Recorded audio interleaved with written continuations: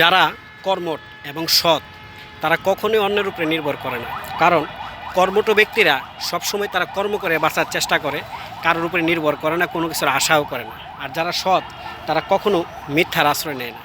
সবসময় মনে রাখবেন, কর্মঠ ব্যক্তিরা কোনো দিন কারোর প্রতি আপনার একটু 1 টাকার জন্য আশা করে না। তারা সবসময় নিজের কর্ম দিয়ে চলার চেষ্টা করে, এবার যে তাদেরকে বাধা দেয় সে তার কাজ দ্বারা তা বুঝিয়ে দেয়। এটা হলো কর্মঠ ব্যক্তিদের লোক। আর সৎ ব্যক্তিরা কখনো মিথ্যার আশ্রয় নেয় না। সৎ ব্যক্তিরা সৎভাবে চলে এবং সৎভাবেই চলার চেষ্টা করে, এবং সৎ ব্যক্তিদের জীবন সবসময় সুন্দর যায়।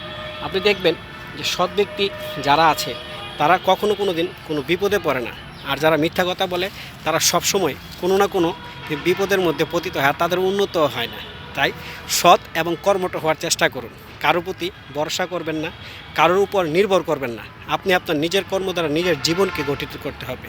একসময় মা বাবা কেউ থাকবে না, আপনার জীবনটা আপনাকে পরিচালনা করতে হবে।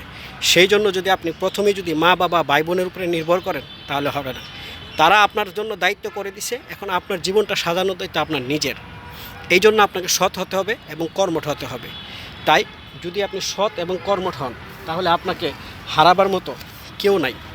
আপনি নিজেই একাই 100। আর এই পৃথিবীতে যত সফল ব্যক্তিরা আছে সবার নিজেরাই একাই 100 ছিল।